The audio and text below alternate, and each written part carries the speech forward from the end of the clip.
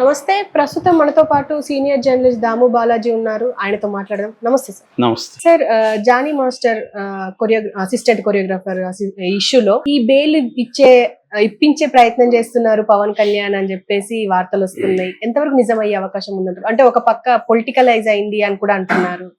ఇప్పుడు కొన్ని కొత్త విషయాలు రోజు రోజుకి బయటకు వస్తున్నాయి. ఇప్పుడు లేటెస్ట్ గా నిన్న ఆయన జైలుకి వెళ్ళాడు. మొన్న ఈవినింగ్ జైలుకి పెట్టారు ఆయన్ని. సో నిన్న ఆయన వెళ్ళిన మొన్న ఈవినింగే నైట్ ఆయన సెల్లో ఆయన మీద దాడి చేశారని కూడా చెప్తున్నారు. తర్వాత సెల్ మార్చారని చెప్తున్నారు. ఈ కాంటెక్స్లో ఆయన బాగా ఏడుస్తున్నాడని పవన్ కళ్యాణ్ దృష్టికి వాళ్ళ భార్య ద్వారా తీసుకెళ్లారని చెప్తున్నారు. పవన్ కళ్యాణ్ కూడా బెయిల్ ఇప్పించడానికి తన లీగల్ సెల్ ద్వారా ట్రై చేస్తున్నాడు. నేచురల్గా ఆయన జనసేన నాయకుడు, జానీ భాష జనసేన ఉన్నాడు కాబట్టి వాళ్ళ పార్టీలో ఎవరు అరెస్ట్ అయినా ఖచ్చితంగా లీగల్ హెల్ప్ అనేది పవన్ కళ్యాణ్ చేయడంలో తప్పు లేదు. ఎందుకంటే ఇప్పుడు జానీ తప్పు చేశాడా లేదనేది తేలాల్సింది ఎప్పుడు కోర్టు ద్వారా తేలాలి. ఆయన నాగబాబు దానికి సంబంధించి కొటేషన్ కూడా పెట్టాడు. అది 100% వాస్తవమే. కాకపోతే ఆయన వేరే వాళ్ళ విషయంలో అది ఫాలో కాడు.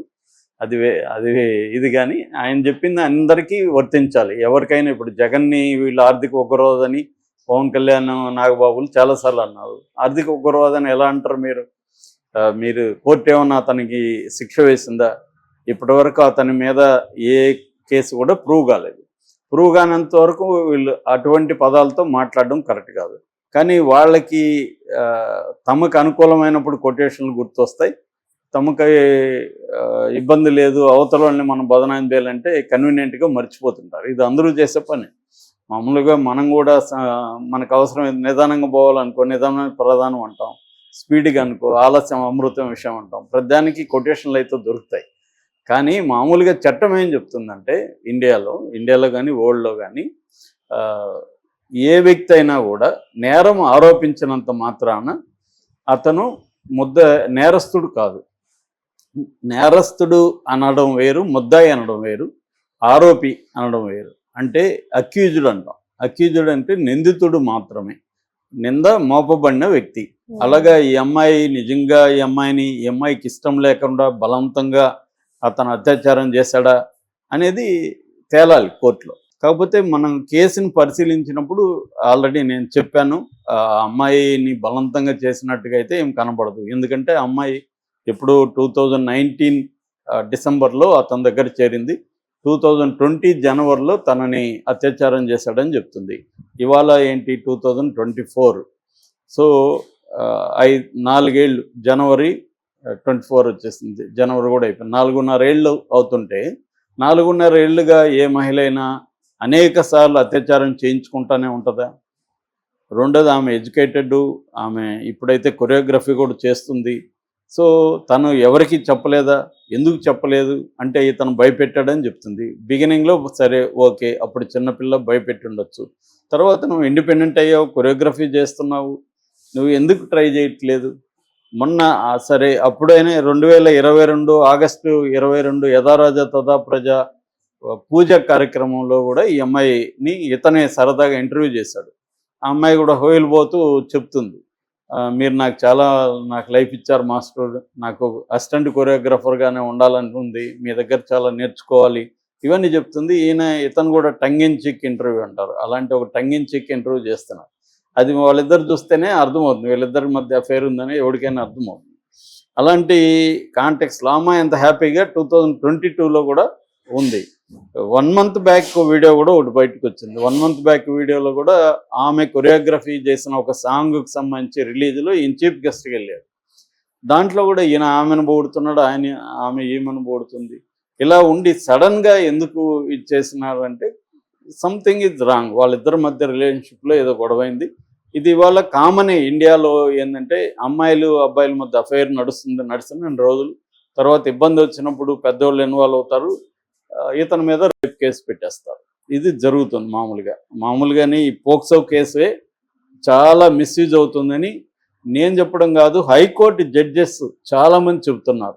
ఎందుకంటే 18 ఏళ్ల వరకు అమ్మాయి మైనర్గానే భావిస్తారు. అయితే 16 ఏళ్లకే అమ్మాయిలు ఎలా తయారయ్యారంటే 18 ఏళ్ళు దాటిన అబ్బాయిల్ని సెడ్యూస్ చేయడం, వాళ్ళని టెంప్ట్ చేయడం, ఇవన్నీ చేస్తున్నారని సో దాంతో వాళ్ళు కూడా మ్యూచువల్ ఇది కావడం, లేదు వాళ్ళు ట్రై చేస్తే వీళ్ళు కూడా అనుమతితోనే వాళ్ళతో కలవడం లైంగికంగా. ఫైనల్గా పెద్దవాళ్ళకి తెలిసినప్పుడు ఆ అబ్బాయి మీద పోక్సో కేసు పెట్టేస్తున్నారు. పోక్సో కేసు పెడితే రేపు కానీ ప్రూవ్ అయితే మినిమం 20 years కంటే తక్కువ శిక్ష వేయలేదు. అందులో డెత్ వరకు కూడా వేయచ్చు. పోక్సోలో డెత్ పనిష్మెంట్ కూడా పాసిబుల్ అన్నమాట. అందుకని హైకోర్టు జడ్జిలే ఏం చెప్తున్నారంటే, బాబు మీరు మార్చండి, వయసును తగ్గించండి, అమ్మాయిల వయసును 16కి సెక్సువల్ ఏజ్ అంటారు, సెక్సువల్ ఏజ్ని 16కి తగ్గించండి అని గవర్నమెంట్కి, సెంట్రల్ గవర్నమెంట్కి మొరబెట్టుకుంటున్నారు జడ్జిలు. ఎందుకంటే అబ్బాయిల జీవితాలు నాశనం అయిపోతున్నాయి. ఇద్దరు కలిసి వాళ్ళు ఒక పని చేశారు, ఇద్దరు ఆమోదంతో. కానీ ఈ చట్టము, ఈ రూల్ ఉండడం వల్ల అబ్బాయిలు మాత్రమే నేరస్తులుగా వాళ్ళ జీవితాలు నాశనం అయిపోతున్నాయని చెప్తున్నారు. ఎందుకంటే ఇప్పుడు ఉన్న గ్లోబలైజేషను, ఇప్పుడున్న టెక్నాలజీ దీంతో అమ్మాయిలు చాలా, అమ్మాయిలనే కదా అబ్బాయిలైనా చాలా ఫాస్ట్గా అర్లీగానే వాళ్ళు ఇదవుతున్నారు. సో దానికి తగినట్టు మారాలి చట్టాలు. అనేక దేశాల్లో సెక్సువల్ ఏజ్ అనేది 16 ఏళ్లే, కానీ ఇండియా వీళ్ళు ఇప్పటికి కూడా తగ్గించట్లేదు. అలాగా ఈ అమ్మాయి కూడా తన అన్నీ తెలిసే అమ్మాయి ఇతనితో వెళ్ళినట్టుగానే మనకు అర్థమవుతుంది. సో దాని తర్వాత వాళ్ళ మధ్య ఎమోషనల్ ఇష్యూస్ వచ్చి ఉండొచ్చు. ఈ అమ్మాయి ఏం ఆరోపిస్తుందంటే అతను మతం మారి పెళ్లి చేసుకోమన్నాడు, అతను భార్య అని ఈ అమ్మాయి ఆరోపిస్తుంది. కానీ నిన్న వాళ్ళ భార్య కూడా మాట్లాడింది, నేను హిందువునే, నా పేరు సుమలత, నేను అతను పెళ్లి చేసుకున్నాను, ఇప్పటివరకు నన్ను మతం మారమన్న వాళ్ళు అడగలేదు, నేను కూడా మారలేదు, ఇప్పటికీ నా పాస్పోర్టు, నా ఆధార్ అన్నింటిలో సుమలతనే ఉంది. కాకపోతే వాళ్ళకి కంఫర్టబుల్గా ఉండడానికి నన్ను రిక్వెస్ట్ చేశారు, ఎప్పుడైనా నేను బుర్కా వేసుకుంటాను, నన్ను ఆయేష్ అని పిలుస్తారు అని చెప్పారు. ఇది మ్యూచువల్ కాన్సెంట్తో జరిగింది తప్ప ఆమెని ఫోర్స్గా ఏదో నువ్వు ఖచ్చితంగా బుర్కా వేసుకోవాలను ఇంకోటో వాళ్ళు చెప్పలేదు, రిక్వెస్ట్ చేశారు. ఇప్పుడు చాలాసార్లు ఇష్టం లేని తాలిబొట్టు కూడా కొంతమంది స్త్రీలు వేసుకుంటారు, ఎందుకులే బంధువుల్లో ఇబ్బంది అవుతుందని. ఆ రోజు అట్లా డ్రామా చేసి మళ్ళీ తీసేద్దాంలే అనుకునే వాళ్ళు చాలామంది ఉంటారు. సో దీన్ని ఇలా కూడా క్రియేట్ చేశారు. సో అందువల్ల ఇతనికి బెయిల్ ఇప్పించడంలో పవన్ కళ్యాణ్ ఏ రకమైన తప్పు చేయట్లేదు. అతని కర్తవ్యం కూడా, తన పార్టీకి సంబంధించిన ఒక వ్యక్తి మీద కేసులు పెట్టినప్పుడు ఖచ్చితంగా లీగల్ హెల్ప్ అనేది పవన్ కళ్యాణ్ చేయడంలో ఒక పార్టీ అధ్యక్షుడిగా అతను చేయాల్సిన పని. చేయకపోతే అతను తప్పు, కానీ చేస్తే అతను తప్పేం లేదు. ఇప్పుడు ఈ అమ్మాయిని సపోర్ట్ చేస్తున్న అల్లు అర్జున్ ఏం చేశాడు, కేశవ్ అనే అతనికి బెయిల్ ఇప్పించుకొని మెల్లగా తీసుకెళ్ళిపోయి సైలెంట్గా షూటింగ్ చేసుకోలేదా? అది ఇంకా ఘోరమైన విషయం కదా. ఇదన్నా ఇంకా మనకి డౌట్లో ఉంది. ఈ అమ్మాయిని సపోర్ట్ చేసేవాళ్ళు కూడా అందరూ డౌట్, 5 ఏళ్లుగా ఈ అమ్మాయి ఎందుకు బయటికి రాలేదని అడుగుతున్నారు. కానీ అందులో అది కాదు. కేశవ్ అనే ఒక అబ్బాయి ఒక అమ్మాయిని బ్లాక్మెయిల్ చేయడం వల్ల ఆ అమ్మాయి ఆత్మహత్య చేసుకుంది క్లియర్గా. అటువంటి కేసులోనే అల్లు అర్జున్ బెయిల్ ఇప్పించి షూట్ చేసుకున్నాడు. మరి ఇప్పుడు అతనికి ఏ రకమైన నైతిక అర్హత ఉంటుంది ఈ అమ్మాయిని సపోర్ట్ చేయడానికి అల్లు అర్జున్కి? కాబట్టి క్లియర్గా ఈ కేసులో కోర్టులో తేలుతుంది నిజంగా ఆ అమ్మాయిని ఇచ్చేసాడా లేదా. లేదు, కోర్టు బయట కూడా పరిష్కారం అయిపోతుంది. నాకు తెలిసి ఇది కోర్టు బయటే పరిష్కారం అవుతుంది. ఎందుకంటే మొన్ననే ఆదిమూలం కేసులో చూసాం కదా, ఆదిమూలం అయితే ఇంకా వీడియో కూడా రిలీజ్ చేశారు.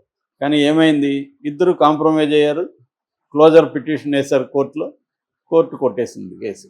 ఇది కూడా అదే జరుగుతుంది. ఈ అమ్మాయికి ఏదో డబ్బులో ఇంకేదో తన డిమాండ్లు ఏమున్నాయో చూసుకొని అది సెటిల్ చేసుకుంటే ఈ అమ్మాయి కూడా విత్డ్రా చేసుకుంటుంది. ఇద్దరు కోర్టు బయట కాంప్రమైజ్ చేసుకున్నారని కోర్టులో పిటిషన్ వేస్తారు, సైలెంట్ అయిపోతుంది. కాకపోతే ఈ మధ్యలో అదేదో మాయ అనే ఒక కథ ఉంటుంది, రావిశాస్త్రి రాసింది. అదేంటంటే దొరకని సారాయి దొరికినట్టు ఒక ఆవిడ నూకలమ్మ అనుకుంటా మీద పెట్టారు. పెట్టిన తర్వాత మళ్ళీ కోర్టులో కేసులు, ఈమె లాయర్లను పెట్టుకోవడం, లాయర్లకు డబ్బులు ఇవన్నీ అయినాక కోర్టులో ఎవరైతే పోలీసులు పెట్టారో దొరకలేదు సార్, అది మేము బై మిస్టేక్ పట్టుకున్నామని చెప్పారు. సో కోర్టులో దొరికిందన్నారు, కేసు పెట్టారు, మళ్ళీ దొరకలేదన్నారు. ఈ మాయలో ఏమైంది, ఈమె చాలా తీవ్రంగా నష్టపోయింది. మేము అప్పులు చేసి డబ్బులు ఇవ్వాల్సి వచ్చింది.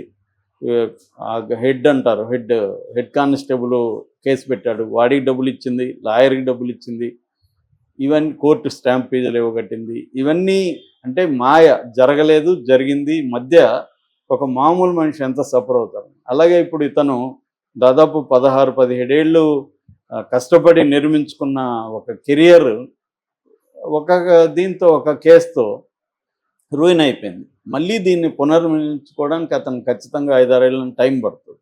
ఇప్పుడు సుమన్ లాంటి వాళ్ళది చూసాం మనం. ఆయన కెరీరే మొత్తం పోయేసింది. సుమన్ ఒక ఫాల్స్ కేసులో ఇరుక్కోవడం వల్ల, హీరో సుమన్. అట్లాగా ఇవి జరుగుతుంటాయి. కానీ దాన్ని ఎవడేం చేయలేడు, ఫేట్ అనుకొని గమ్మున ఉండాలి. ఏదేమైనా పవన్ కళ్యాణ్ బెయిల్ ఇప్పించడాన్ని మనం తప్పు పట్టాల్సిన అవసరం లేదు.